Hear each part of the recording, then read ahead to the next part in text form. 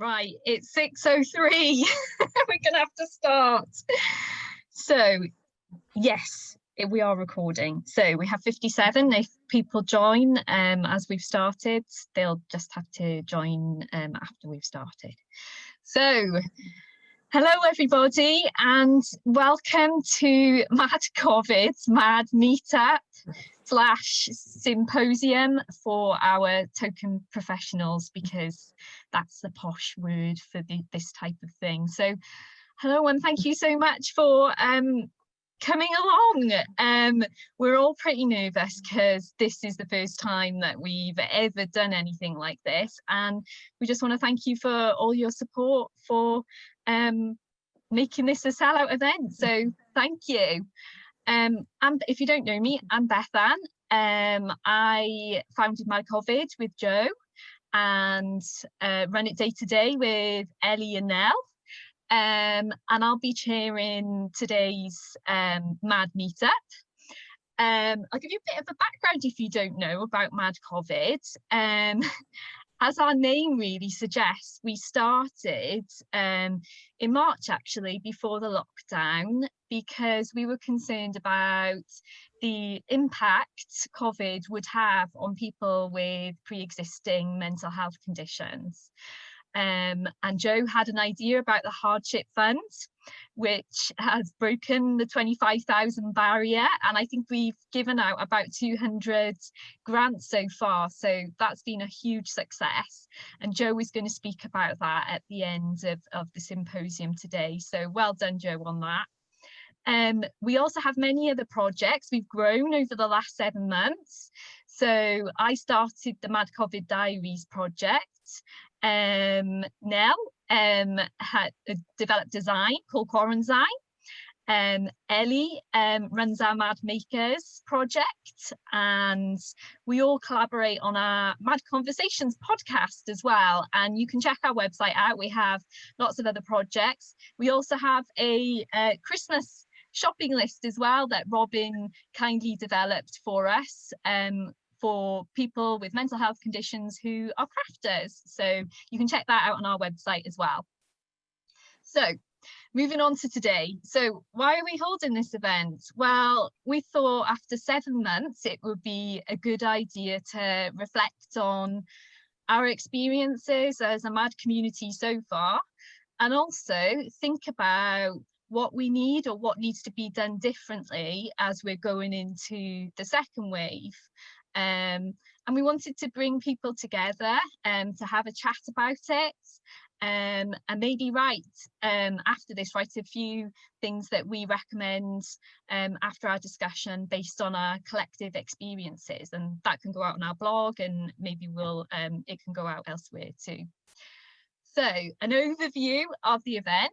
So we're going to be split in 2 halves. So the first half, we are going to hear from our 4 panelists, Nell H, Tamar James or White. What do you prefer, Tamar? Yeah, I'm Tamar Jeans, really. Yeah, but yeah, basically White is my maiden name, so I've never bothered changing it off Twitter.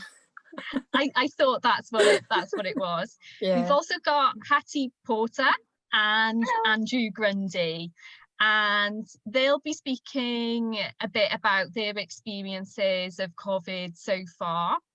After they've spoken, we'll have an opportunity for a discussion, question and answer session, and then we'll have a 10-minute break. You can go to the toilet, have a drink or whatever. And then in the second half, we're going to have more of an open discussion where other people can speak, comment. We're going to think about what we need going forwards and what could have been done differently. So housekeeping, everybody. So if you want to speak, we've got a hand up function. So I don't know where that is. I think it's at the bottom or on the sides. Someone else can tell me, but there is a raise your hand function. If you want to ask a question to the audience but don't want to speak, use the question and answer function. And if you just want a general chat, use the chat box. You can also ask a question anonymously, and in the question and answer part, you just click on the anonymous and we won't mention your name when we read your question out or anything like that. So behind the scenes, I want to say a big thank you to Joe, Edge and Ellie, who are monitoring and managing us from behind the scenes. So thank you very much. And they'll be feeding things through to me on WhatsApp and I'll be able to read them out and everything. So I think I've covered everything. And I think I've heard enough of my voice for now. So I would like to introduce our panel, those panelists, Tamar, Jeans. Jeans. Jeans. So I'm sick of Yeah. jeans. Yeah, Would if you like put them together? It's like white jeans. jeans? Would Yeah. you like to introduce yourself, Tamar, and Yeah. speak a bit about? We've got about 5-6 minutes for you to speak about your Okay. experiences. Yeah. So hi, I'm Tamar, and probably a lot of people know me from Twitter, which is where I think this is advertised a lot. So I'm on Twitter as just at Tamar or at Pink Sky Thinking. So who am I? I who am I? What do I do? Why am I here? I'm somebody who's got lived experience of like most of you, whole different host of, you know, crazy mad bits and pieces. I also facilitate mad studies in Birmingham as well, and I'm also a lived experience practitioner, or basically someone who works within mental health services in a lived experience role. And I think a lot of people probably know me through that and through the activism that I do around sort of equality, rights and discrimination, which anybody who works in a lived experience role within organisations is probably going to know about, I'm guessing. So yeah, I was thinking when Bethany had asked us about our experiences of COVID, I was thinking, oh, with which hat on? Because probably like a lot of people, we all do different things, don't we? So it affects us in different ways. And I'd been thinking at first, oh, yeah, as a mad person, you know, I'm quite used to like staying in and, you know, blah, blah, blah, X, Y, Z. So I was thinking, oh, it hasn't had that much impact on my mental health. But then like actually this year, 2020, and the last time I was in hospital was 2005. So yeah, maybe it has had a bit of an impact there, I don't know. And I was thinking as well that as as Mad Studies facilitator as well, was something that been doing for about a year before, 18 months before COVID. So that's some little group that we set up in Birmingham, where we're looking at lived experience literature, things that are written by mad people, for mad people getting together to discuss it, etc. And so that, I suppose, should have been decimated by COVID, but fortunately we were COVID proof and we'd already been on Zoom sort of before COVID, or a bit ahead of the game as well. So as the physical meetings kind of stopped, we were already kind of geared up for COVID, and actually it's kind of like grown and ballooned. So you could say actually the mad studies has kind of increased because of COVID. And then I was thinking about the lived experience practitioner stuff and how that's been impacted by COVID. And it's kind of a weird one, because I was kind of off sick from going a bit mad, from being driven mad by doing the lived experience practitioner stuff when COVID hit. So I was trying to think, well, actually, how has COVID impacted on that? And yeah, it's the weird thing is that they all kind of interact, if this is going to make sense. So the fact that I was driven that mad that I ended up back in hospital and feeling that angry about it because of it coming from sort of work type stuff has kind of almost put me in a bit of a it's like a little bit of a loop where I've ended up sort of full circle and thinking, actually, I'm really going to fight this thing. So there's something about, you know, like the mad activism and you know, so actually had one of our mad studies sessions actually was in the hospital that I was in. So it was like a mad studies session from the from the madhouse. And I think there's just been something about what's happened with COVID, and where people have, I think, woken up much more to, you know, kind of inequalities and issues that we're just used to, you know, it's part of our existence, isn't it? We have it all the time, but there's something about people waking up to that and seeing it a bit more, which has, I think, been the biggest impact on me, sort of as a mad person, as a sort of thinking about sharing mad knowledge, and also as someone who kind of uses their madness in their in their work too. So I think it's brought about a lot of changes, and some of them have really hurt, and some of them have I don't know, they've hurt, but it's felt like there's a little bit of hope that's come along with them. So I feel like I've just kind of like gone blur, and kind of like word garbage has just come out. But hopefully amongst some of that word garbage, it will spark a few, I don't know, questions, debate, you know, thoughts, what have you. And I'm going to shut up now because I feel like, you know, foot in mouth. It's like I'll pass the baton on to whoever's next. Oh, we've got a few more minutes for you, Tamar. Oh, have you? Okay. Yeah. So I was just wondering, if you don't mind me asking. So you're saying so positive things have come out, and I can say, like, I've taken part in your Mad Studies group because it's been on Zoom and it's been available to do in COVID, and you've been set up for that from the start, haven't you? Yeah. And I'm wondering whether participants have commented on that and said it's helped them during COVID or not. Yeah, I think definitely there's something about I think Mad Studies sessions where it's the way everybody leaves at the end of it.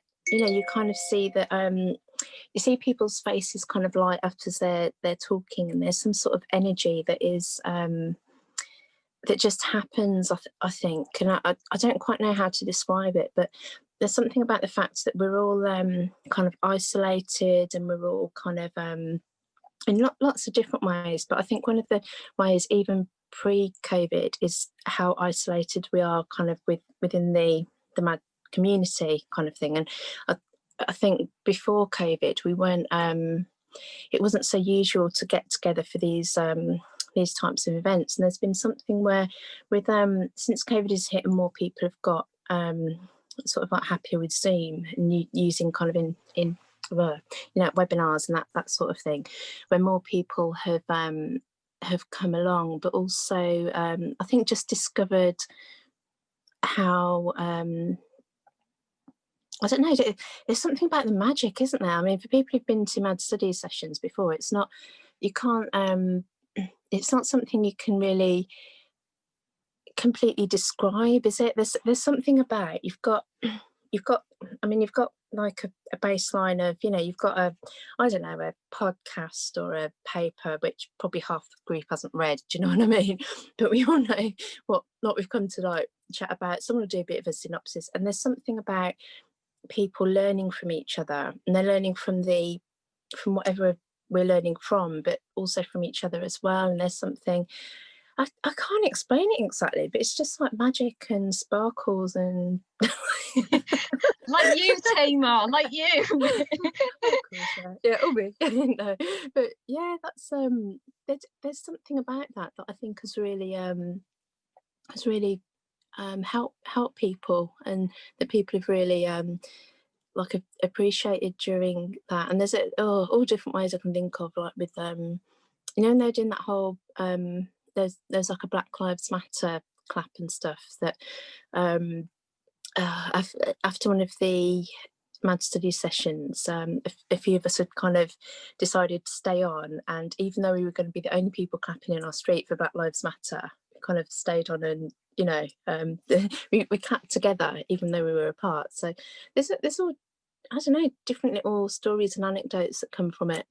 And this is where you got me chatting now, and I'm like, I'm going to have to put stop to you, unfortunately. But it's the solidarity, I think, and I really value those Mad Study meetings. And Al Richards has made a comment. He says, Mad Studies are fabulous. Interesting that Tamar was so forward thinking with Zoom before the rest of us caught up. A true visionary, he says.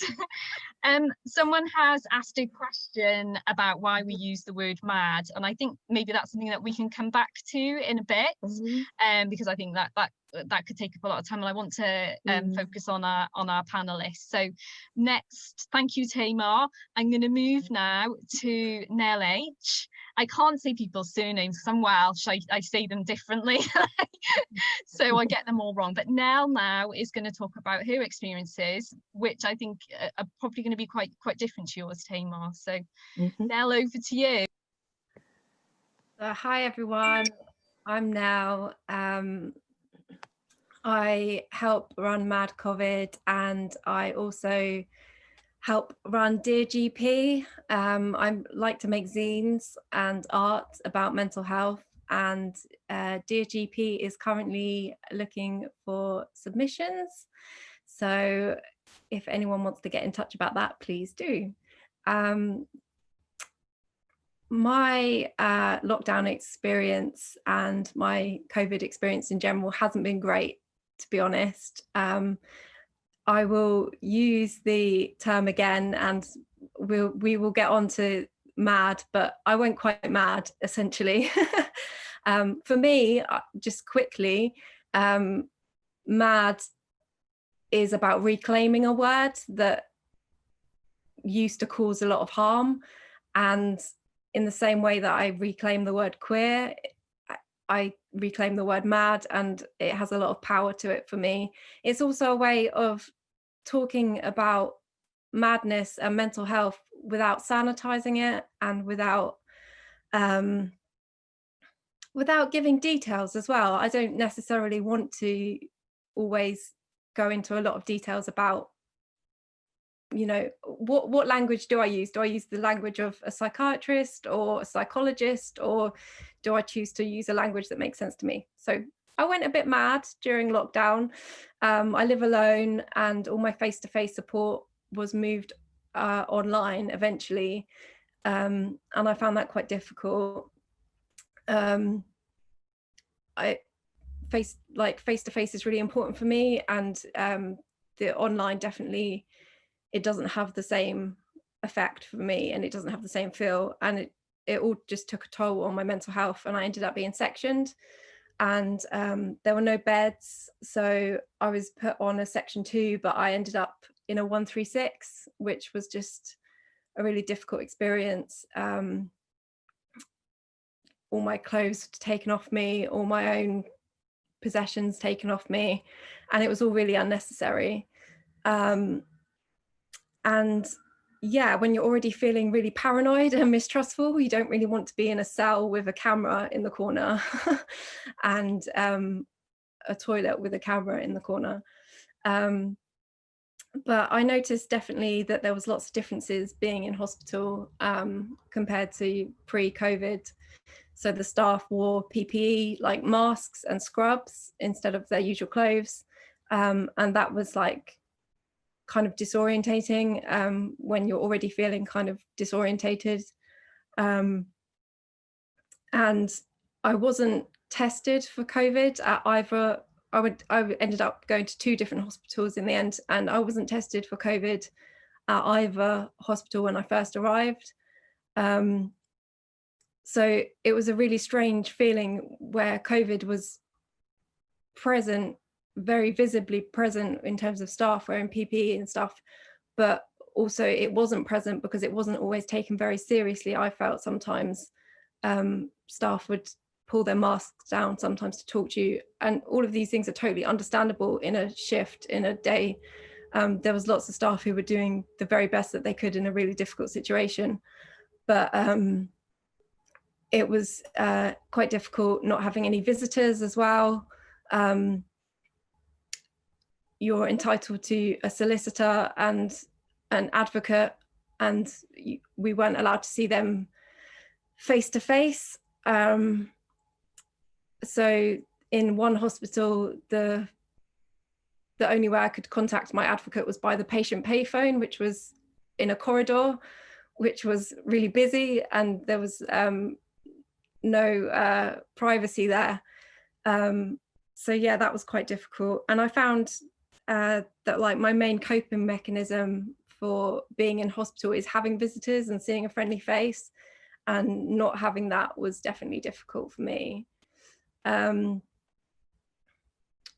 of that said, there were positives. I found that the OT groups were, instead of doing groups, they did one-on-one sessions, or they did smaller groups, which worked well for me because I'm not someone who like does well in big groups. So yeah, there were positives to my experience, but all in all, I think COVID has like really shown how difficult, how our mental health system isn't necessarily prioritized in this country. And I will hand you back to Bethan at this point. Nell, we've been friends for a while, haven't we? And Nell quickly joined Joe and I in running Mad COVID day to day, and we followed you through this journey now, and it's so good to see you on the other side. I know things are still difficult because you're still getting remote support, aren't you? And Yeah. some in person, is that right? Yeah, so it's another thing that's important to say. I am one of the lucky ones because I am getting some support, and I'm now getting some face-to-face support as well. There are people who have been off-rolled during the pandemic. There are people who haven't had any support at all. And I think about those people a lot in terms of mental health and how we're looking after people in this country. Yeah. And we've got a lot of people now, honestly, saying big love to Nell. So thank you for sharing it. Mad love to you. And also, when you mentioned Dear GP, we had a flood of people saying, love Dear GP, big up Dear GP. So Nell, you've contributed so much to Mad COVID, despite being really mad yourself. And you help give a voice to other people who maybe haven't been as lucky as well. So thanks. Thank you. Thanks, Nell. Right, I'm sticking to my times. So I'm going to move now on to Andrew Grundy. Hello, Andrew. Hi, thanks for having me. Thank you so much for joining us. It's over to you now. Do you want to tell us a bit about yourself and about your experience? So I'm a service user researcher.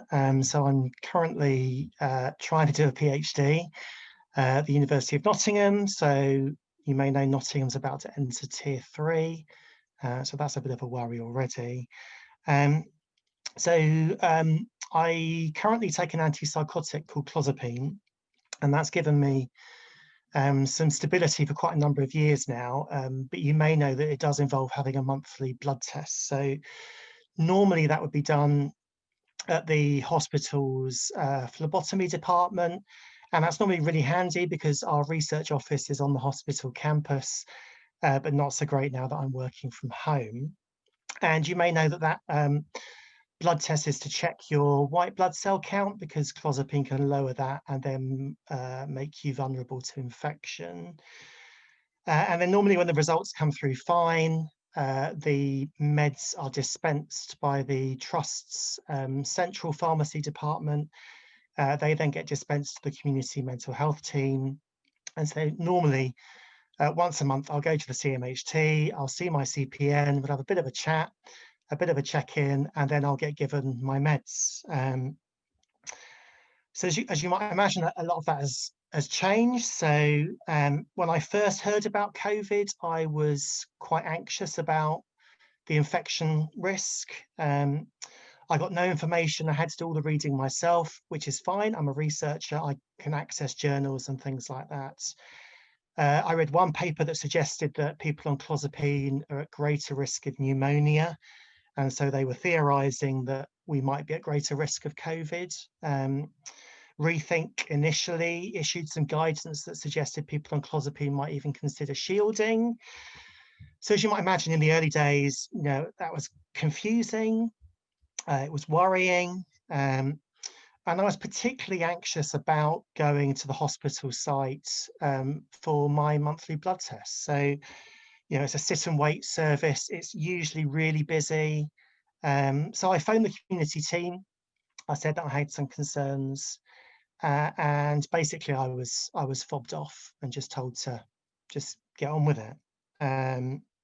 You know, no one mentioned any possible alternatives, like, you know, could I get it done at the GP surgery, or could someone come to the house even? So I kept going to the hospital, even though that has been really anxiety inducing, really. Face-to-face appointments at the CMHT were cancelled in March, and I did get a phone call from my CPN to let me know that the centre was closing. And that obviously meant that I no longer had that monthly check-in with her, and I wasn't offered a phone call as an alternative. That just completely shut down. So meds were now delivered by hand to my house, which was quite helpful, but it was random and different people each time over the last 7 months, which isn't great when you're paranoid. You know, you're already worried about, you know, are you who you say you are? Are these really my meds? So that was difficult. And each time they'd ask, you know, whether I'd had any COVID symptoms. They'd ask whether I was doing okay. They'd ask whether I needed a call from the community team. And, you know, that's a very difficult conversation to have at the best of times, let alone trying to have that on your doorstep when you've got sort of family, you know, lurking around in the background, with a random person that you've not met before, when you're an introvert who finds it hard to ask for help at the best of times. So that's been difficult. With the meds, I did get an information leaflet with a 24/7 crisis number to call if there were pressing issues. But to be honest, given my past experience of the crisis team, that kind of put me off using that, really. I've also had my annual medication review during this time. So, you know, checking on things like medication side effects. So in addition to taking clozapine, I have to take other meds to counteract the side effects of that. So it's good to talk through those issues. But again, that was done over the phone, which felt, you know, really weird, particularly when you start talking about risk, you know, mood, suicidality, risk to others. I mean, yeah, it's hard enough to have those conversations at the best of times, let alone over the phone. So I guess overall, there's just been a lack of information. There's been a lack of kind of reassurance. And there's been a lack of ongoing emotional support at a time when you'd think services would be, you know, clued up that we need more help than usual, you know, not less. Thankfully, last month, the CMHT's opened its doors again, so I was able to sit down with my CPN and we had a long chat, and I gave some ideas about how they might do things differently. So hopefully, if this does happen again, she'll be doing the meds rounds rather than it being given to a random stranger. So that will really help. But I'm really hoping that after our conversation today, you know, we'll have lots of ideas so that we can guide professionals and services to think about how they can best support us at this time. So yeah, that's me. Andrew, thank you so much. And you've spoken about being on clozapine before, and I've particularly interested in it. And early on, I noticed the increased risk. You know, there was information coming out, and it must have been such a difficult time for you, as well as having all these different people turn up when part of your condition is, you know, paranoia and not being sure what's real or not. So it sounds like you've had such a difficult experience, and I'm just so sorry. And what you said is related a lot to what Nell has said to us as part of the team, with a lack of privacy as well when you're you might have family around, and you can't really say what you're really thinking. I've got someone here, Al Richards again, has said, I love Andrew Grundy. I've had training from him, and he's inspirational to all service users who meet him. And I have to agree with Al there. Yes, I admire you incredibly. I admire everyone here incredibly. So yes, and I think, yes, and someone else, Mikey, I think, inspiring to hear Andrew is both someone who is mad and also studies inputs into mental health research. So thank you, Andrew.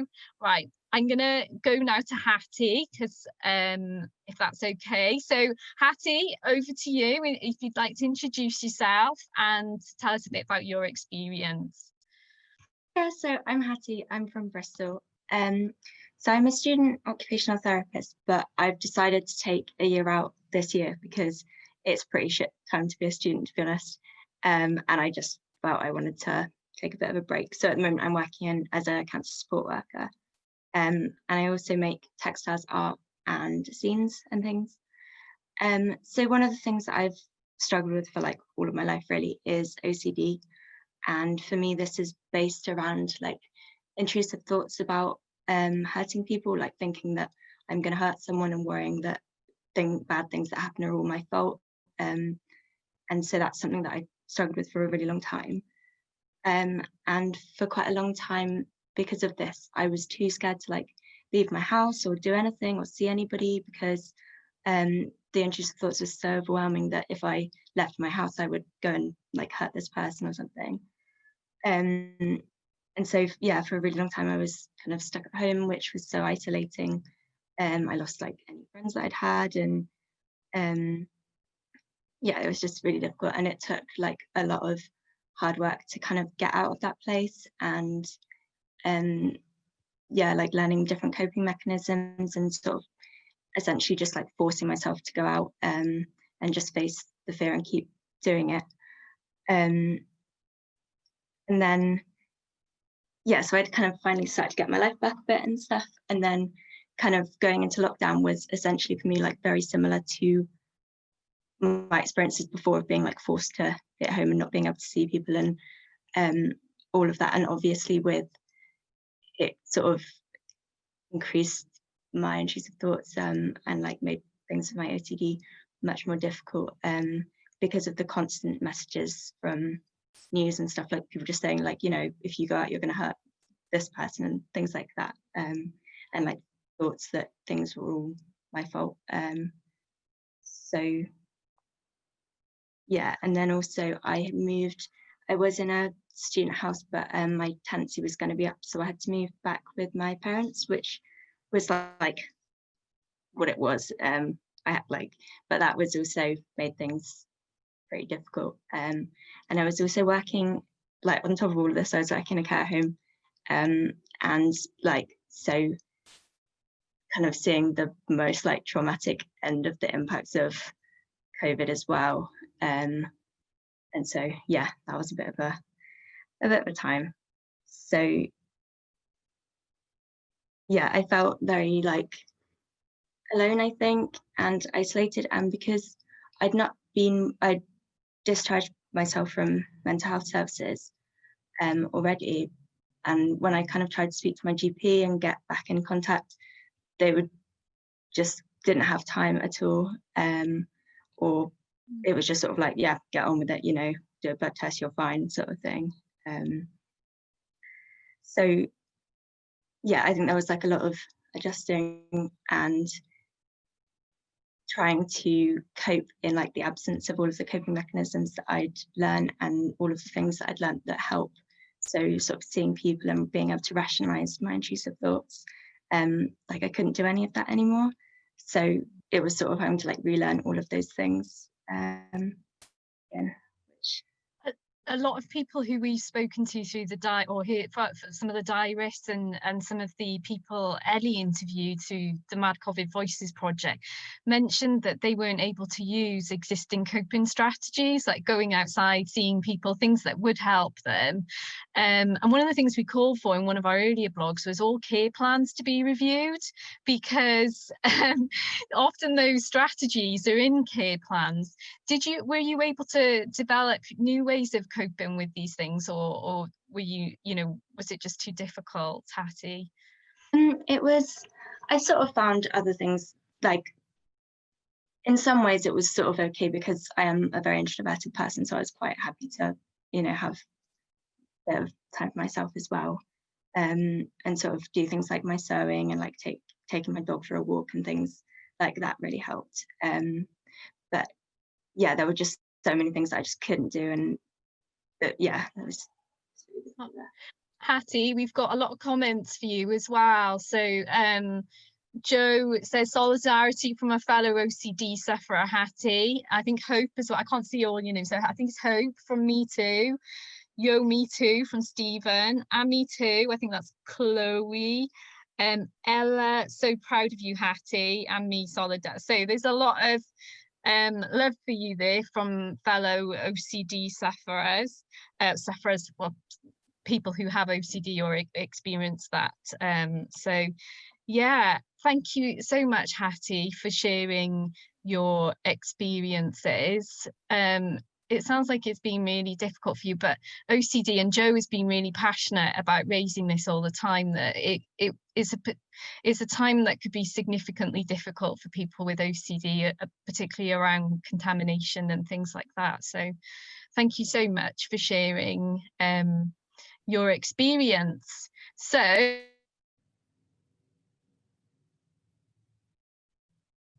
I muted myself. We've gone over a minute, so we've been really good on our time, and that's because we wanted now to let everyone else have a chance to talk or ask a question, particularly to our panelists now. In the second half, we'll have more of a free-for-all where people can talk and at length and things like that. So I've got 2 questions that have come through already. So we have a question so if anyone wants to speak, put your hand up. If anyone wants me to ask a question, write it in the Q&A box, and then privately click private. So we've had a written question. So from Helen, she asked, just wondering, when Nell was in hospital, if they took her temperature, blood pressure, pulse twice a day, like they did in the ward I was on during COVID. Yes, they did do that. It wasn't twice a day. I think it was meant to be once a day, every day, and it was some days. But yeah, it was meant to be an everyday thing, and it was done fairly regularly. Yeah. Okay, so, but you didn't have a COVID test, did you? No. What about you, Tamar? Because did they do, you were in during COVID, did they do the temperature and the test for you? Yeah, do you know what? I remember having it done sometimes. What's coming into my head is like once a week or something. I absolutely can't remember. I just remember vaguely it happening. Some people seem to be a bit more, I don't know. You know what it's like in hospital? Some people are just really kind of like rigid and kind of do stuff by the book, and then others don't.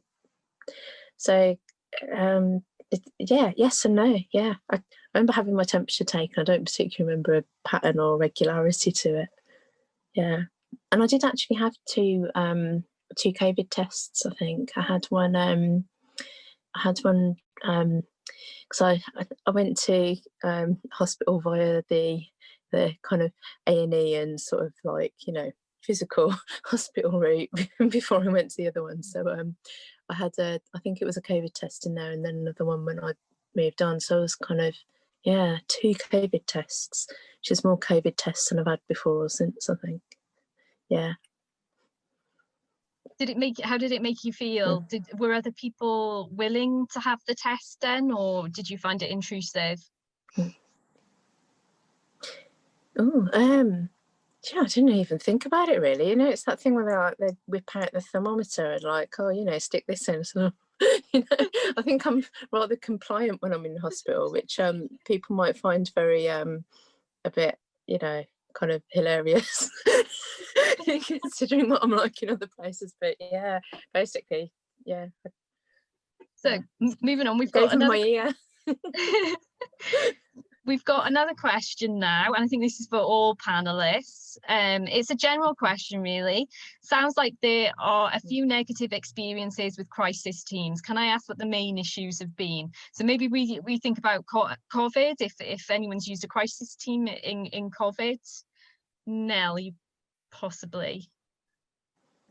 Yeah, so I have used the crisis team during COVID, and I don't know if I've got any COVID specific problems with the crisis team, because again, I think a lot of the problems are problems that are like long-standing. For me personally, I find it really difficult having lots of different people come to the house who I don't know, who don't know me, who haven't maybe read the conversation from the day before. So we're having lots of disjointed conversations each day about different things, and it doesn't make a lot of sense. I suppose from a COVID perspective, I found it quite difficult having people come to the flat and feeling like that was quite intrusive, and some of my worries about potentially being infectious and passing things on to people. And so having lots and lots of different people coming through the door was really, really stressful.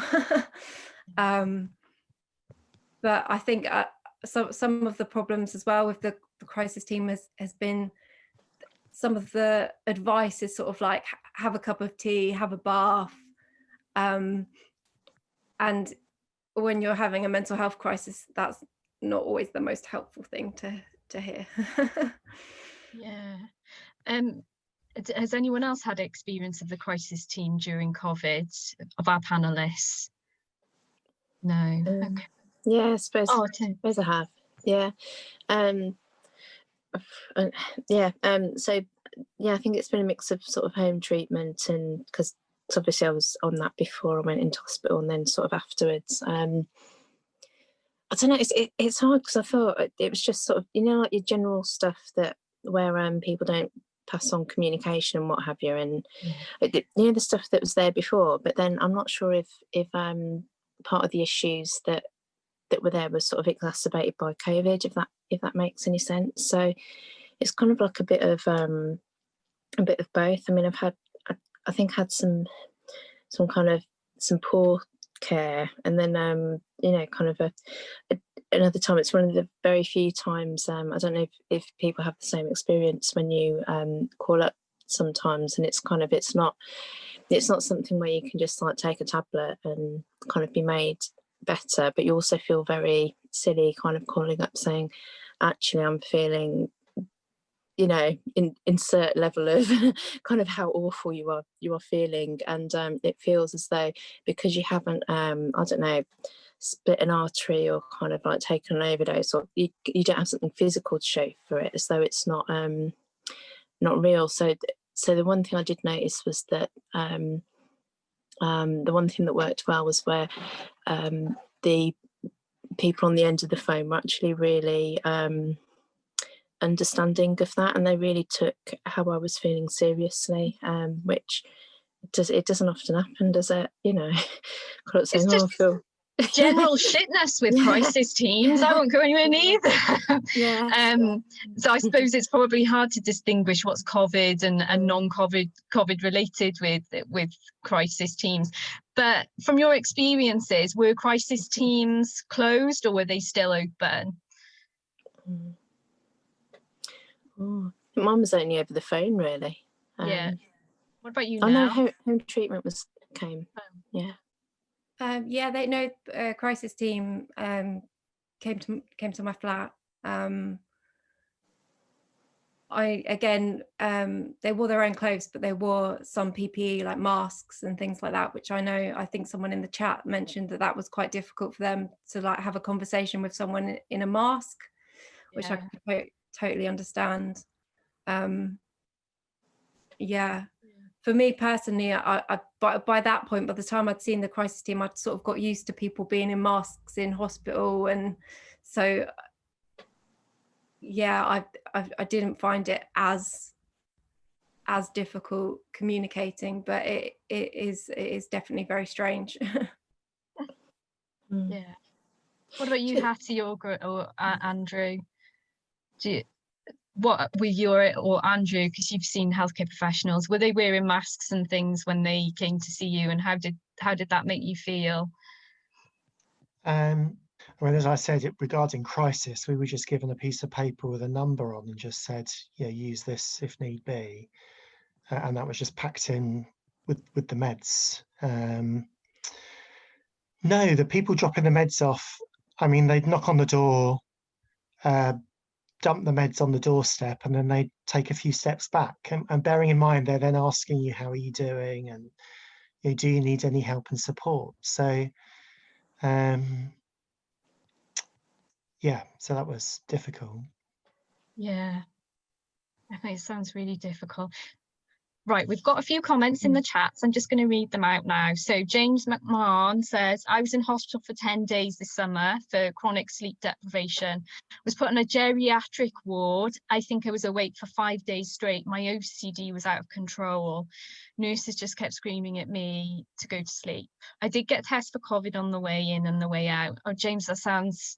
You've had a terrible experience. I'm so sorry, and I think you were allowed in last minute through Joe, so I'm glad that you've been able to join us, and maybe you want to speak later in the second half. Someone says we need 5 hours for a discussion after this. Donna, I think. Charlotte says tea and bath about crisis teams. Donna says sorry about that people were saying things to you now. And I think, Siobhan says my crisis team is based in the local madhouse. When I was with them during COVID, they said the room we were using was behind the locked ward doors, which is not helpful when I've been an inpatient there many times before. Yeah, that's... Mickey says he's had an awful experience with the crisis team with COVID, went mad after COVID started, and it was truly devastating. I'm so sorry, Mickey. So yes, a lot of people not having good experiences with crisis teams.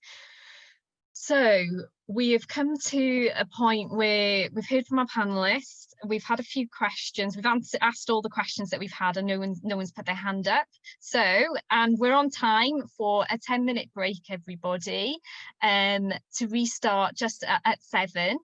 And in the second half, we can have more of a discussion and think about the changes or how things need to be done differently now next time. So we can communicate that to professionals and tell them, bless you, Andrew, not to have different people come and drop off your meds all the time. So yes, so don't leave. Because if you leave, Ellie will have to let you in, and that'll be a lot of work for her. So you can stay. We might turn our screens off for some privacy, but we'll see you back at 7 o'clock. So take care, everyone.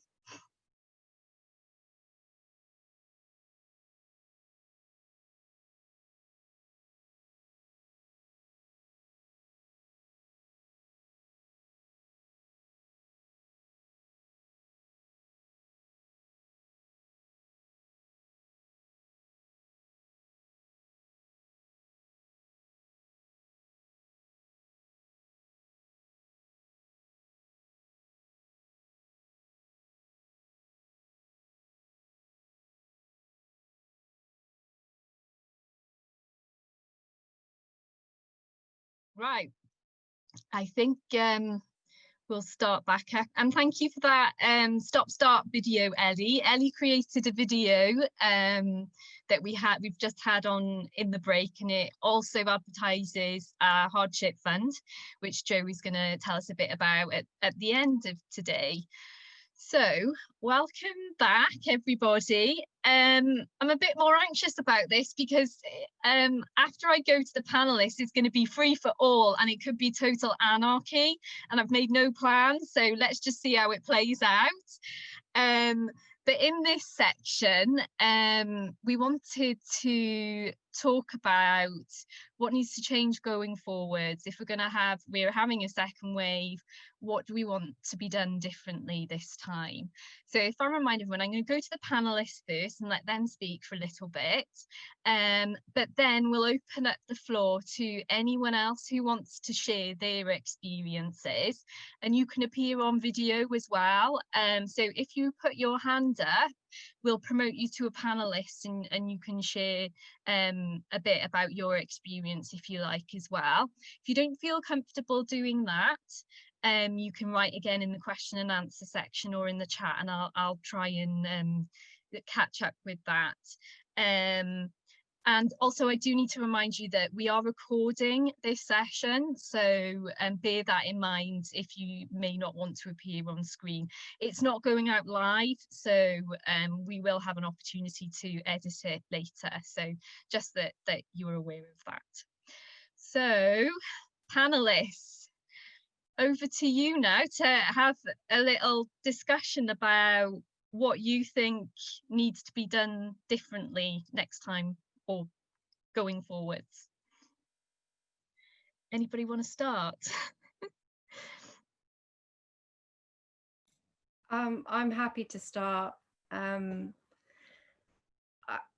don't really have all the answers. I find it quite difficult to formulate a whole strategy for mental health services. But sorry, my cat is going to be involved in this. She's decided that that's what's going to happen. So I'm sorry about Gwen. that. I think that there definitely does need to be like some sort of forethought and like a strategy around mental health. Like we're in a position now where we're going into the second wave and we know that it's coming. We didn't have that opportunity the first time round. And I feel like the first time round, it felt a little bit like mental health patients were kind of canaries in the coal mine of the NHS. We didn't sort of get an opportunity to really be able to. So I'm so sorry about my cat. We love cats. I feel like lots of community mental health teams weren't prepared, and understandably as well. But there were cases where community mental health teams were actually completely shut down because of redeployment. And I feel like going into the second wave, we can't be like seen as just the kind of the bottom of the rung, basically. And in terms of redeployment, I think what happens to community mental health, what happens to inpatient mental health, as well as what happens to the physical health. I will give it back to you, Beth, and to the other panelists as well. Also, I would just love to say, I would love to have more of a conversation with the other panelists about what they think about the word mad. And I know someone asked that question in the first half, and if other people have comments about that. It felt like we spoke about this, didn't we, Nell? In our we had 3 dry runs for this, didn't we? And we were talking about mental health services being the last, community mental health services being the last in the run. So whereas everyone got to, didn't you say in ICU there wasn't enough, so critical care nurses moved into ICU, general nurses backfill critical care nurses, then mental health nurses were filling general, and it was so left that no one filled community mental health services. And why did that happen? You know, why was that allowed to happen? I think Joe says shutting down CMHTs for redeployment was an act of violence. Pretty strong there, but negligence, I'd probably say as well. What are the thoughts of the other panelists about this?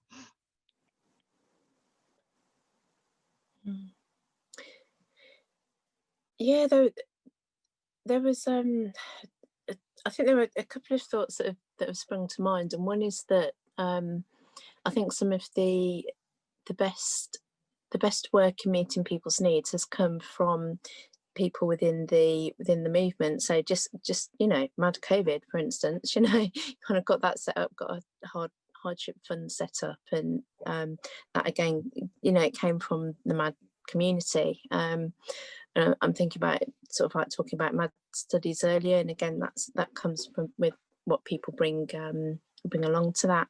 But the other thing that I was thinking of as well was at the beginning, I almost felt, I don't know quite how to describe this, but there was almost like a little bit of hope, as in suddenly there seemed to be a light that was being shined on inequality, and people saying, oh, actually, we're finding it really hard to manage on family credit, tax credit now that it's like, yeah, you know what, people have to go through this all the time. And, it's like, oh my goodness, aren't benefits awful to apply for? It's like, yeah, and so you think actually, oh, this brave new world where everyone's going to, have solidarity and, kind of like empathy for each other.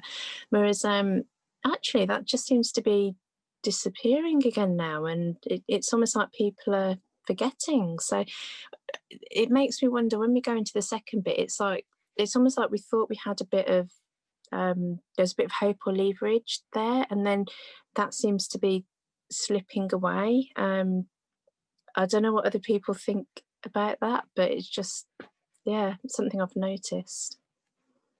What do you think, Hattie? You were nodding there. Yeah, I agree that I think that's not really the same. I think at the beginning everybody was quite optimistic, like thinking that this was going to be something that would end in a few months' time as well. And I don't think now there's the same endpoint for that. So to begin with, it was sort of like, we can get through this because there's an endpoint, but now it's becoming much more like uncertain, like what's going to happen in the future and things. One of the things I wanted to talk about going forward is there's going to be a lot of people who might not have struggled that much with mental health before, who now are, for whatever reason, like through experiences they've had in lockdown, or like different trauma relating to the pandemic and things like that, and sort of ensuring that mental health services are able to like expand to accommodate that, and that people are able to sort of access this through like speaking to their GP or like other things like that. Yeah, the worry is that people are going to have mental health conditions or problems or difficulties or distress, however we want to, or madness, however we want to describe it, as a consequence of the pandemic. And that's a concern for us as a community of people with long-term, some of us with severe mental health conditions that we had way before the pandemic, how that's going to impact on us. And I think a fear of mine is that all the resources are going to be invested in primary care or low-level interventions and support, and we're going to be forgotten about again. Is that something that you guys feel? Yeah. I think services were already like so overstretched, so and there just isn't any room for more people really, so it's going to come at the cost of services for different groups of people. Andrew, are you going to say something? Yeah, I think I mean, it's quite understandable that services were initially quite sort of reactive, and because none of us really knew what we were going to be facing. But I think now, it's up to services to be a lot more proactive this time round. So I think, it's about information provision. So what are appointments going to look like going forwards? things like blood tests can't just be business as usual. We need to kind of negotiate these kinds of issues. There's a lot of talk about person-centered services, and not it shouldn't be a one size fits all. Well, this is the time then to actually put that into practice. So I think you're right. I think, Beth Ann, you mentioned care planning earlier. I think care plans should now be reviewed so that we can not only revise our own coping strategies, but we can talk about how we want our care to look going forward. And we need, as I said earlier, we need more emotional support at this time, not less. Yeah. Emma? Yeah, I was just thinking as you were talking, actually, how for changes to be made, often you kind of need to follow the money, essentially, and the power side of it. And it just got me thinking that this week I've been trying so hard to there's some NHS transformation money, which is gonna part of the transformation money. They've asked for NHS Trust to co-produce, and just asking for well, actually, if you're going to co-produce, you need to have some lived experience people who are leading on that along with your other people. You kind of, I can't even seem to get that point across at all. And it's like, well, if if you're going to kind of come up with a strategy, you need to have people with lived experience working with you on the strategy. To where this is going is that I've just felt so sad coming back to work after being in hospital. COVID's happened, and I can't even get a word in edgeways about, actually, if we're going to co-produce something, can we at least co-lead that group? Don't co-produce, say a group is co-produced when it's all being done by non-lived experience staff. And I was just thinking that it just made me feel so sad, because I thought everything I've been through recently, from being in hospital and from COVID happening, and now we're saying, actually, we want to make a difference, we want to transform this, and we still can't even get it's you can, we're just not I think I'm feeling very hopeless, because if you can't be part of the planning that's really going to change that, and I just see that this has got to be done in 2 weeks, and it's going to shape the rest of 5 years, and I just feel like wanting to crack my head against the wall again, because it's like, it's going to be shit again for 5 years because I can't get you to listen in the space of 2 weeks. Like, no.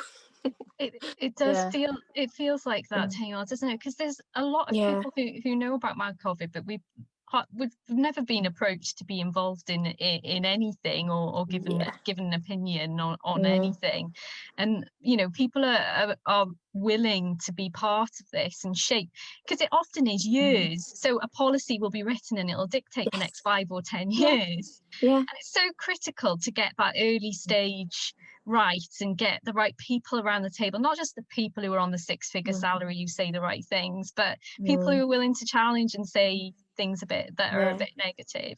I've got a lot of people in the chat who are talking, a lot of people like your cat, Nell, and they don't want you to apologize, and someone even suggested that Gwen take over this chat.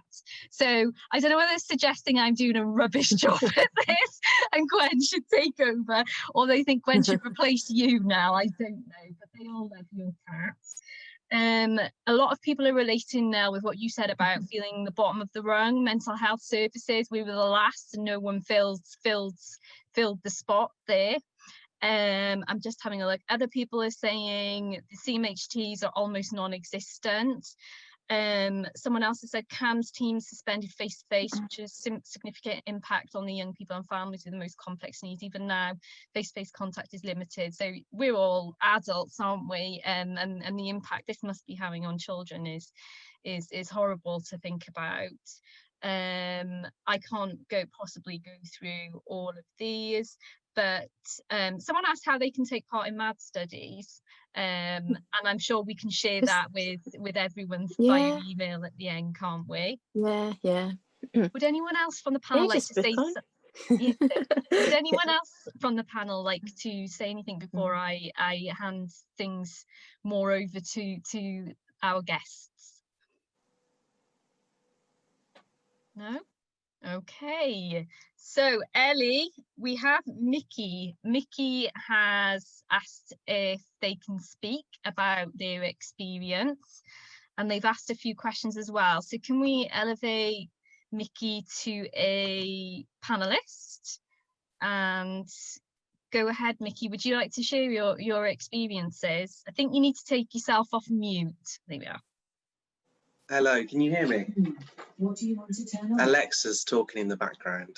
I had to plug my Alexa out because I was worried she'd start answering everyone. No, it's really great to be part of the group. Thank you. I just wanted to talk very briefly about my experiences. So basically, it was around July and August time that I got referred to the local crisis team after a suicidal event, basically. I was referred to them and very, very quickly found them to be quite counterproductive and unreliable. They repeatedly issued me incorrect prescriptions where they would give it to me, and when I took it to the pharmacist told me that it wasn't written within the guidelines for controlled drugs. So then I'd have to make my own arrangements to get that back to them for them to reissue it. I wasn't given my care plan at all. When they discharged me, I did a subject access request to get my medical records. And on there, I found the care plan that they had written. But what was most shocking is there was over sort of 500 pages of mental health history going back to sort of teenage years, and among the medical records there was some section 136 forms, and 2 other patients' forms had been filed in my medical record and released to me, which is obviously a huge breach of patient confidentiality. I could see their names, date of births, addresses, why they were sectioned. And the first thing I obviously did was sort of tell the trust and say, look, this is awful. And they said, well, you know, we're going to do X, Y, Z and follow processes about this. But of course, you know, I don't know what they've done as a result of me informing them of that breach. And also another thing I wanted to touch on was experiences with the police. There was an incident that followed in August whereby, without going into too much detail, I was arrested and taken into custody for the first time in my entire life. And it took them, from the moment I was booked into custody, it was just over 24 hours before I was given my medication. And I was on 3 or 4 different medications, and I was actually remanded to court, which is why I was kept for over 24 hours following the event in this crisis. And then, so yeah, I got my medication 27 hours later. And when I was released from custody and I got my property back, the police had actually taken photographs on my phone while I was in custody. And the reason, I mean, the complaint is ongoing, but the initial response is that when my car was seized, the phone was taken into their office and an officer had mistaken it for one of their own phones and picked it up and started taking pictures. of their colleagues in the office. So my experiences of both the crisis team, the community mental health team, and the police have been, you know, beyond negative. That's all I wanted to share, really. Vicky, you've been through such an horrendous experience. I'm so sorry to hear everything you've been through, and it's isn't it so tragic that mental police are often, you know, we often come to the attention of police before mental health services because we've tried for so long to access them, and we end up in a crisis situation where we're faced with the police. I'm so sorry. Do you think that this was just shitness in general, or do you think COVID had any impact on it at all? I think you get there was an impression from the mental health services that they were overwhelmed. You know, a lot. I don't think I saw anybody in the mental health team smile or, you know, give any sign of positivity throughout the whole experience. I mean, the police, you know, I think that was just, I mean, they've said that the medication was down to a communication breakdown, and the pictures on my phone was obviously due to an officer thinking that my phone was one of theirs. But I mean, if you pick up a mobile phone, you can obviously take photos without unlocking the phone, but when you'd see the background on the phone and the content of the phone, you would immediately realise that it wasn't, you know, one of theirs. And the complaint with the police is ongoing, but I don't know if anybody's ever complained to the police before, but they don't have, you know, they're only accountable to themselves in most cases, and they have sort of an unlimited amount of time to investigate themselves and come to a conclusion. So it took me quite a while to get an answer from the police, and it was from there then that I actually Googled and found a solicitor that specialised in actions against the police, and they've been really supportive so far. Right, we've got a lot of people sharing solidarity with you, Mickey, and thanking you for sharing, which is such an horrendous experience. We are going to have to move on now to, we've got a few other people with their hands up. So thank you, Mickey. We've got now G has their hand up. Oh, we've got quite a few people with their hands up. Oh my gosh, there was only 2 and now there's loads. Oh, G. Hi. Hi. Yeah, I mean, I don't want to go into any personal details, but I'm kind of looking at the wider picture. I mean, services were underfunded before COVID. There's a dirty war on the NHS, and I honestly, and don't like to sound negative, it's going to get a whole lot worse. There aren't enough beds for inpatients, even though the big cheeses at the NHS England say there are.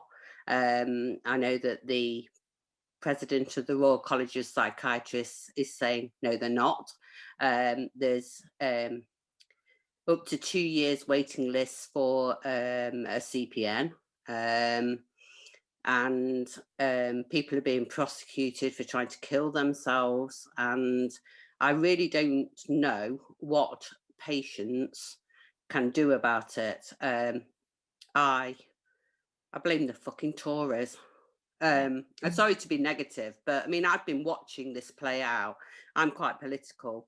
So, you know, even before COVID, there was a lot of deaths from, you know, because of the DWP practice, you know, shit. And so at the beginning of January, I started to be on the lookout for COVID. I heard it on the news at the end of December.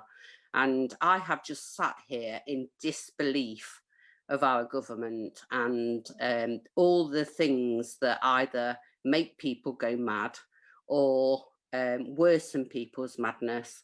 You know, I I watched a programme before COVID, and it was before the election, and it was about the dirty war on the NHS. And it showed some scenes from America, and it was saying that people were being offloaded. And then I cried on election night, and then I heard about COVID, and I thought, God, you know, we're in big shit. And I really don't know what patients can do. I mean, you know, there are people that are going to die. I don't think services are safe. You know, I know that's a hard thing to hear, but I think it is actually happening, and it is reality. Yeah, I mean, what can you do? What can you do about it when you're sitting on Twitter? I mean, I'm thinking of all the people that aren't on Twitter. You know, the people, you know, like the assertive outreach is pretty much non-existent. Dual diagnosis has been scrapped. You know, I know from my CPN that locally here there are no beds, that the acute wards are more like PQs, that the crisis houses, third sector, are more like acute wards. And it's actually scary. I mean, all this talk before you walk to go to A&E, I feel, you know, I mean, I don't want to go into my own experiences, but yeah, I've just sat here and thought, God, you know, we're in this fucking shit. Sorry about the Lalachasia there. No, we're used to that on you, G. I don't know whether one of our panelists wants to say it to respond to G. Or, well, anyway, I want to agree with you. I am quite pessimistic too about this. And that's why we were talking earlier on, G, in January, you were hot on this before anyone else was.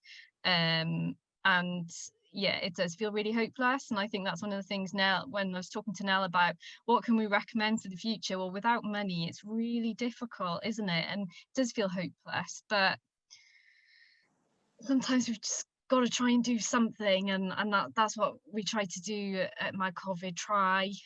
So I've got to move on now, G, because we've got like 10 people. Can I just say that all... Oh, G got cut off. I think that's Ellie's behind the scenes. So I'm sorry about that, G. Can we bring in Chloe next? I think Ellie's going to bring Chloe.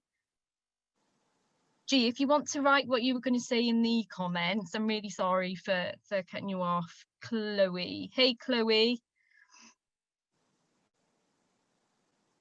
Chloe, can you...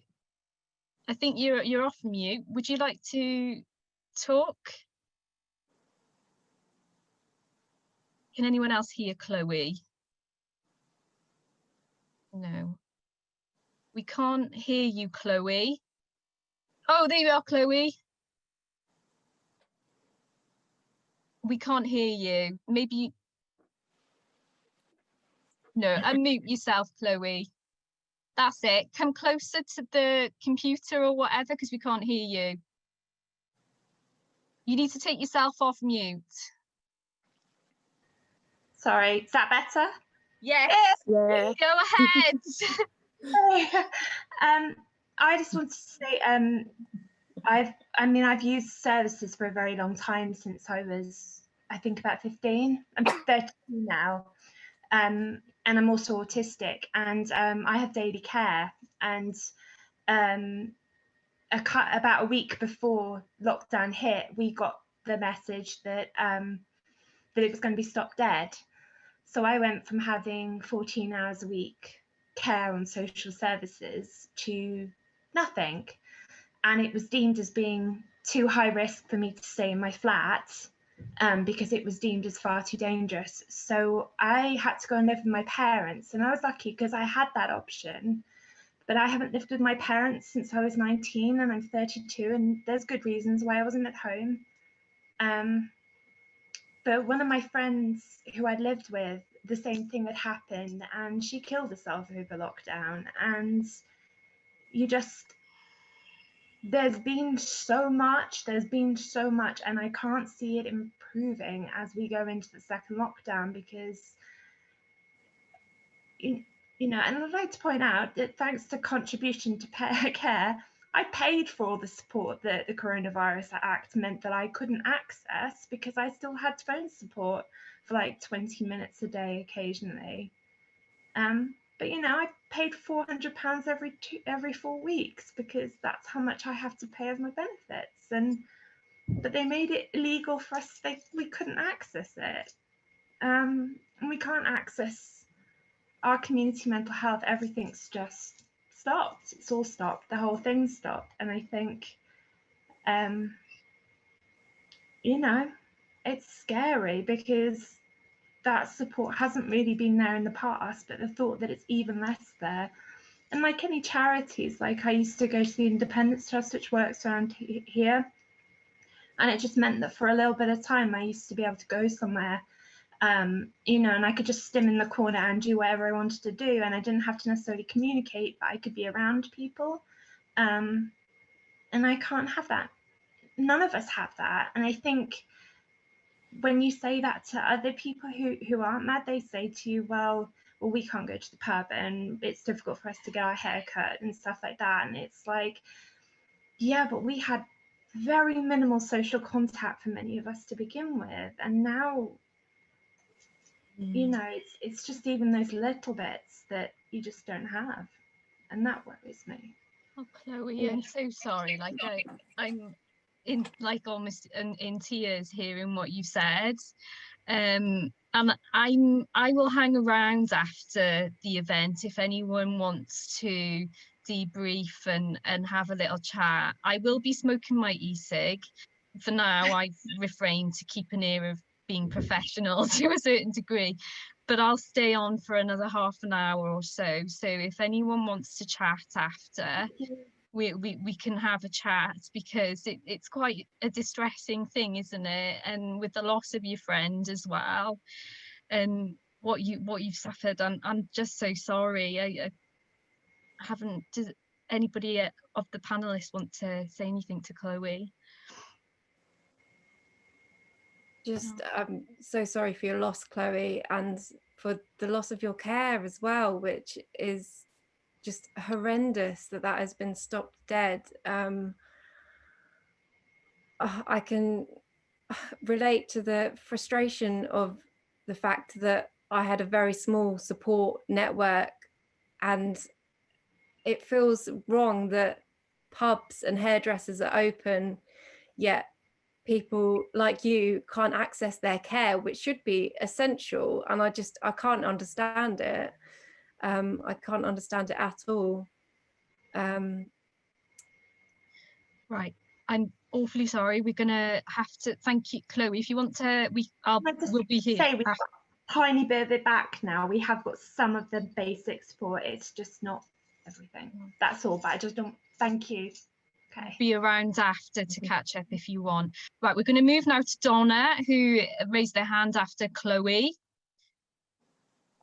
Hello. Hi, Donna. Hi, can you hear me? Mm-hmm. Yeah. Over to you. Thank you.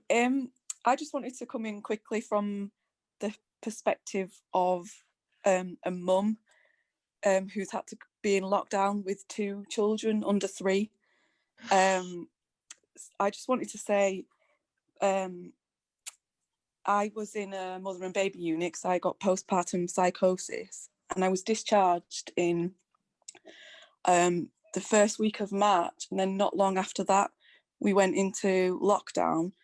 So under normal circumstances I would have had a lot of support from, there would have been like mum and baby groups, so I would have been I would have peer support with other mums, which I obviously I didn't get, and I would have had regular support from the nurses and doctors. But the only time I actually got to speak to a doctor since I was discharged from the unit was when I was getting discharged from the service altogether. And it wouldn't have been like that before, because I'm actually lucky because I come from an area where the perinatal services are really good. But they've been massively affected, and I just wanted to talk about that, just to like they're a brilliant service, and they've been affected, so it makes me really sad thinking of other services who are already like shit to the state that they're going to be in. And so I just wanted to say that. And I also wanted to say that when you're in lockdown and you're struggling, and you normally have like all these groups that you can go to and stuff, it can make it harder to recover from whatever perinatal illness you've got. Like, it can make anxiety worse and stuff. And I'm also acutely aware that Wales and Northern Ireland, I think, don't even have a mother and baby unit. I think there's a lot of campaigning around that, and so for them struggling with like the bare minimum of support in perinatal services, and then having to go out of area into England, or maybe they're not even allowed to do that now because of lockdown. I don't even know what. Yeah. But I just wanted to really just highlight from a mum's perspective, or an expecting mums as well, how things have changed. Like, and when you're usually discharged when your baby turns 1, so like that's quite quick, really. So if you're not getting support, I think there's a lot of mums out there that are struggling. And I just wanted to raise that anyway. Thank you. I'm rubbish at speaking, so I'm just going to stop now. But I That's also okay, managed Donna. to say some of the things. Thank you. It's really guys. important with children. It's having that on top. I know Andrew's got children as well, so yeah, that on top of everything must be incredibly difficult. Right, I'm going to have to move now to Helen, or are we letting everyone in now? Ellie.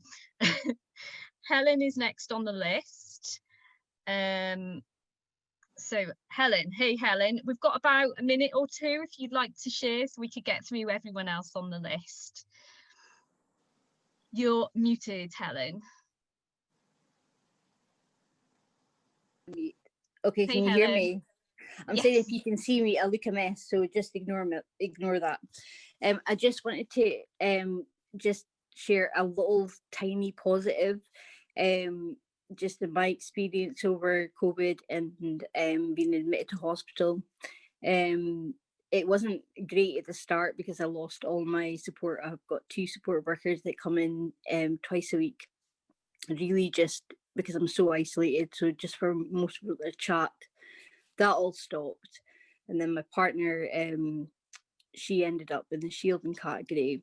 So they decided, oh, we're going to give you your support back. But it wasn't, it was just sort of like, Andrew was saying, to stand at your front door and ask how you're doing. And you can't really talk. It's not like you can tell them, well, actually, I'm not really doing great, because your neighbours could hear, and so things like that. But I actually had a really, really difficult time and suffered from a kind of psychosis that I've never, ever suffered from. I've been ill, for 20 years.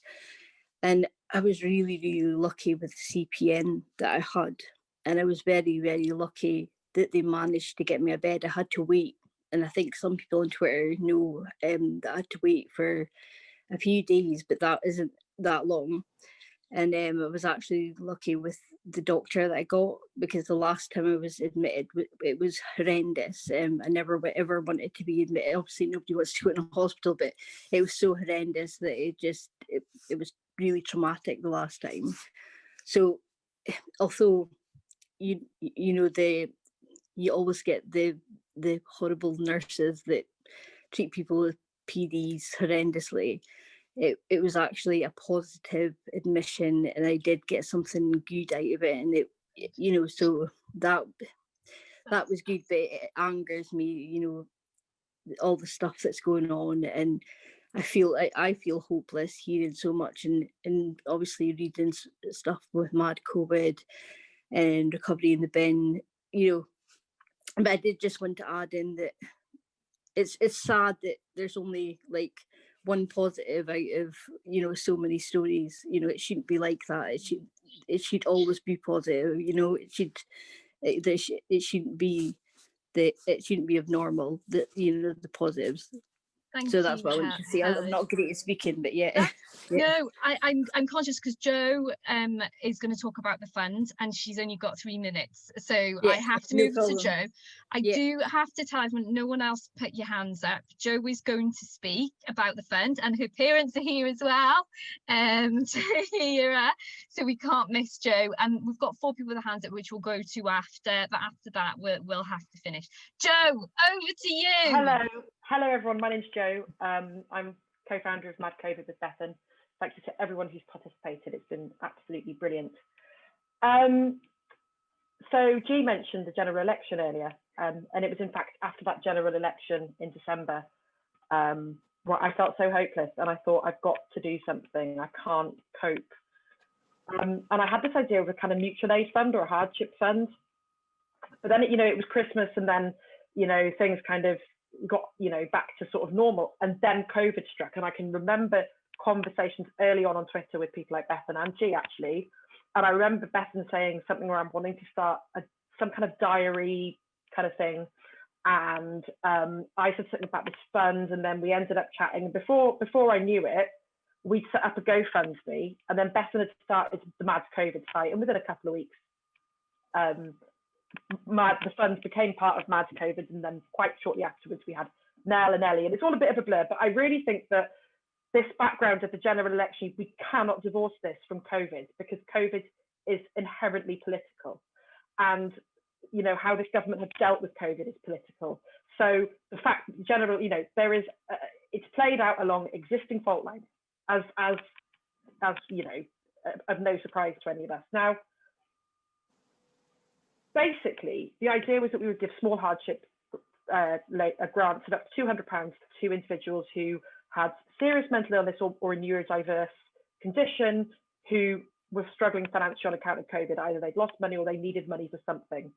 And just examples of some of the things that we funded: a bike for a small child, 9 years old with ADHD, going absolutely bonkers under lockdown. And the mum applied to us, child got the bike, was able then to go off and just burn off energy and do really fun things. Said she was quaking with excitement when she found out. Laptops for people to keep connected. There's a big overlap between people who are shielding and people who have mental illness, and so that's something that's compounded things. And some of the groups that we've seen kind of come back, the kind of groups that we've seen, asylum seekers who are treated so badly anyway by the system, coming to us and giving them sort of supermarket vouchers and stuff like that. People who've been made redundant, lived experience, people who've lost work, and also students, because students really fall through the cracks. You can kind of suspend your studies, but often you can't get benefits unless you quit your degree, but then you can't get student loans either, and there's a kind of horrible feedback loop. So we did notice some particular groups kind of coming back to us. And just to end, I'm going to give you some figures. So to date, we have raised £24,884.72p, and we've given out £23,112.83p. And as things stand this evening, we have £1,771.89p in the pot. We give out about 400 quid a week, give or take, on average, depending on applications. So we really do need to keep donations coming in. So if someone can put the link in the chat for us, please. You've also had the link up. You can obviously go to our website. If you need us, we're there for you. If you've got some money to spare, we would love it. We just love you to get involved with Mad COVID. I've had a really brilliant time this evening. So thank you all very much indeed. And yeah, I've got a lot of feelings right now, really. Anyway, cheers.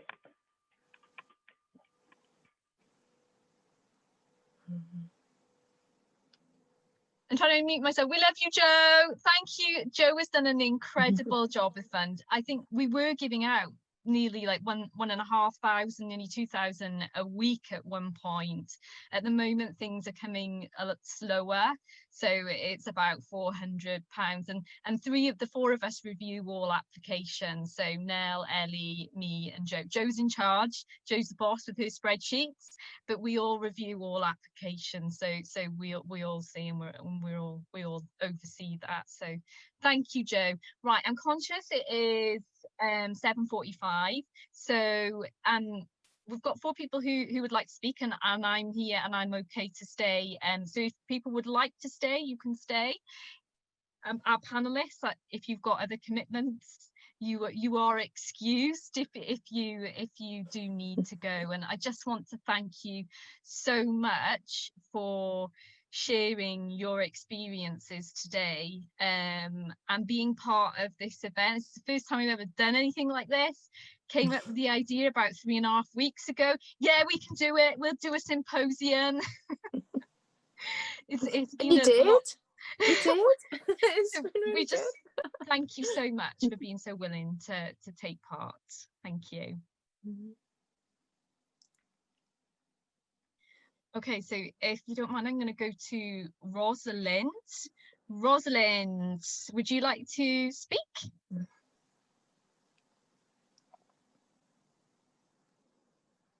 And Hattie, you're not anxious and incoherent. You've been a really important part. OCD is a really significant, you know, and you've been working in a care home, so don't put yourself down. Hey, Rosalind. Hello. God, my hair doesn't look ridiculous. I'm going to try and compress all of my thoughts really fast to be as easy as possible. I think that's something I found really hard, is that I've struggled with my appearance really being judged in a mental health capacity, and sort of being used to say, oh, well, you can't be that crazy because you look attractive enough to me, and that being an okay thing. And now in lockdown, that's taken a bit of a dip because I've been in the house on my own doing crazy things to my hair. And that's been really frustrating about only having telephone appointments, is that the things that having had a decade now of this bullshit, that I now know how to, especially also being autistic, how to present myself to the mental health services, so that, because I know what they're looking for now. And it's very frustrating, sort of just not having that same, it's just harder, I think, to come across how bad things are on the phone. And yeah, I was just wondering about anyone else's experiences with being fobbed off, sort of. Because I had a crazy one on the day lockdown was announced. I got a letter saying I was being taken off the waiting list for my community mental health team, just full stop, nothing else.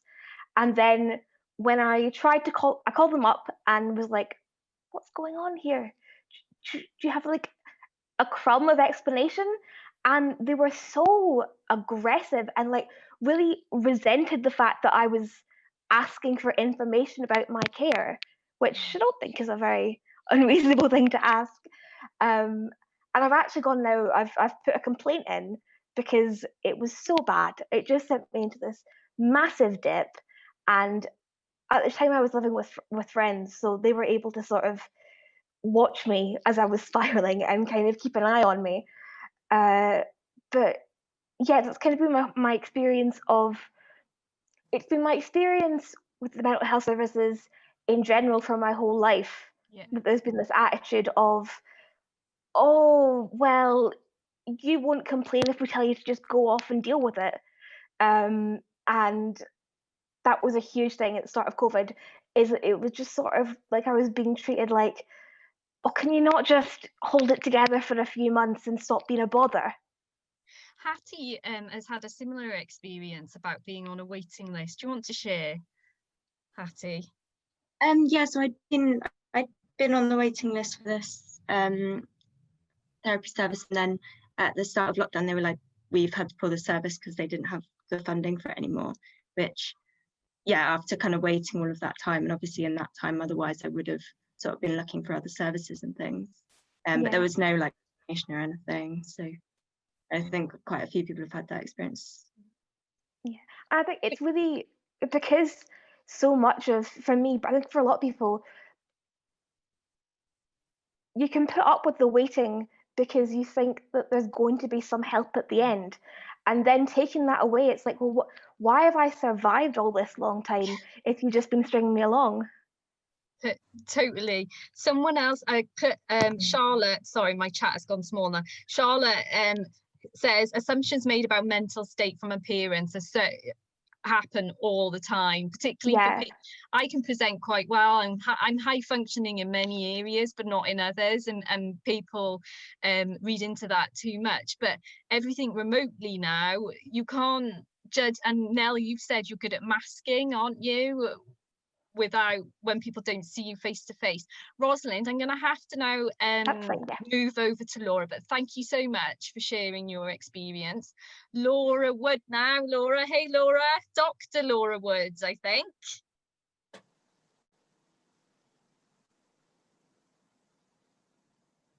Hey. Hello.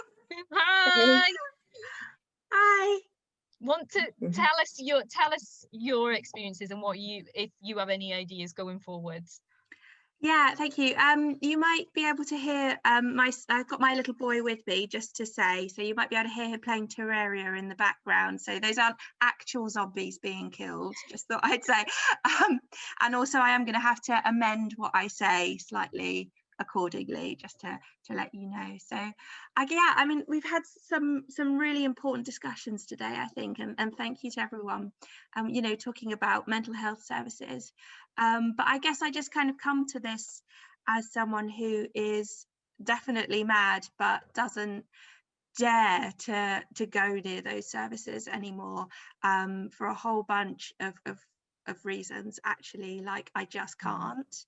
And I guess I wonder where people like me fit into this conversation and into this community, and kind of where are we in all of this. The other thing I was just going to say is that I really appreciated what Donna was saying about being a parent. So I'm a single parent, and I have had COVID. So I got ill with COVID in March. I was very poorly, and I'm still not better. So I'm 7 months in now, and like the toll of, I guess, of just having this indefinite physical illness and not knowing what course it's going to take, and not knowing how long it's going to last, and the uncertainty around that, and the real lack of any support from the NHS. Like, it feels like my experiences with the physical health system is really kind of mirroring my experiences with the mental health system in lots of ways, of not being believed, and you know, not being able to access any kind of meaningful help. And so that's really kind of exacerbating the madness situation, and I'm wondering about the kind of overlap between physical and mental health as well, really. Yeah, so that was kind of all I wanted to pipe up with. Yeah, but thanks very much. You raise an important point. Like, I don't use mental health services at the moment. I won't touch them unless I literally need to be in hospital. And that's probably why I started Mad COVID, and the solidarity in the community I get, I suppose, because I speak to Joe and Nell and Ellie every day. That's like a support group for me. But you do raise an important point about people who don't go near mental health services. What's the future for them? It feels like we're invisible, to be honest. Yeah, definitely. Right, thank you, Laura. We're going to move on to, and parenting again is a massive thing. I don't know how you do it. We did have someone, Ella. Hi. Hey, Ella. Hi. So I'm a medical student, and I live in South London, and I've got lived experience of mental health issues. But over the last few months, working in the hospitals, there's been a lot more acute mental health presentations to places like A&E, and also to the general practitioners. But more worryingly, a lot of these people, like, there's a higher proportion of students and young people, and also people who've become recently unemployed because of the pandemic.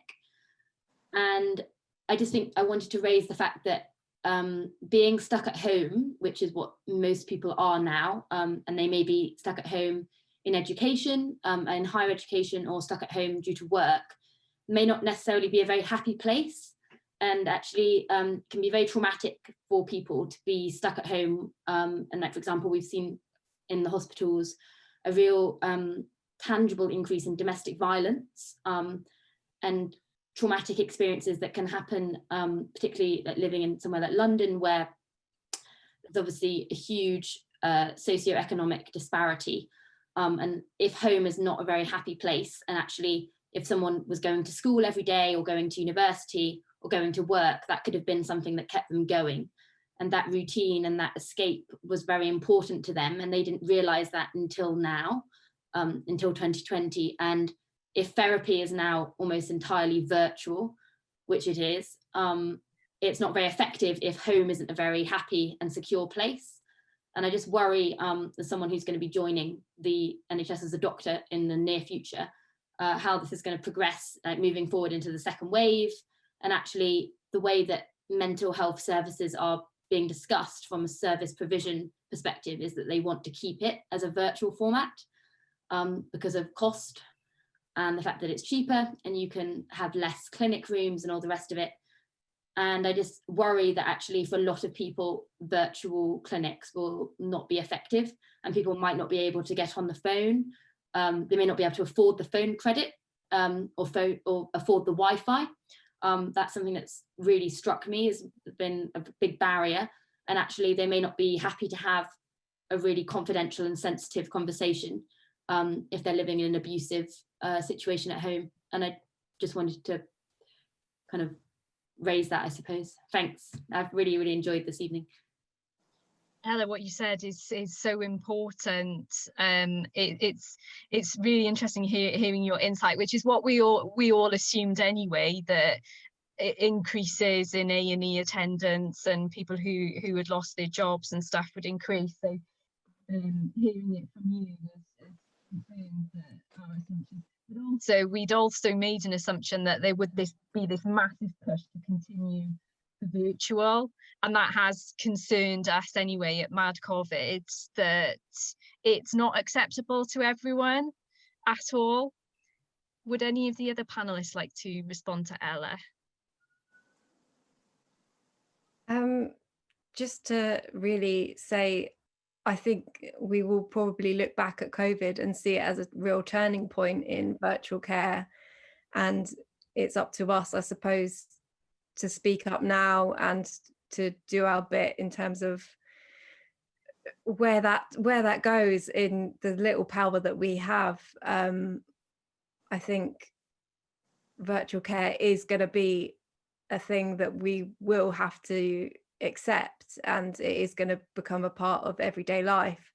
It's just about how that is delivered and little changes that we can make to it that will make it work for us as well, and make it work for make sure that the most vulnerable don't have to go through it, basically.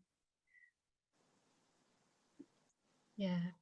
Anyone else? Andrew, are you worried that this is going to be what it is going forwards?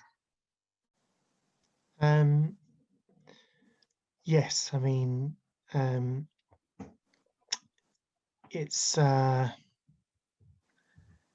mean, in some ways I think there are benefits of I think maybe easier access to certain professionals. I don't know whether the consultants will go for it, but I'd be more than happy to speak to my CPN in this kind of format. I think it depends whether you've already developed a trusting relationship with someone. I mean, part of my condition can sometimes sort of manifest in kind of technophobia, so thinking that the computer's reading your thoughts or things like that. So again, it's about doing this in a kind of very person-centered way and working with people as to what's going to best help them. And I'm afraid I have to go, I'm afraid. Yeah, I was going to say it's 8 o'clock. Thank you, Andrew. It's 8 o'clock, so I was going to wrap up now. Anyway, bye, Andrew. Thank you. Bye, Andrew. Everyone, thank you so much. I'll hang around for at least another 15 minutes if anyone wants to have more of an informal chat debrief with me and my e-cig, and anyone else who wants to hang about.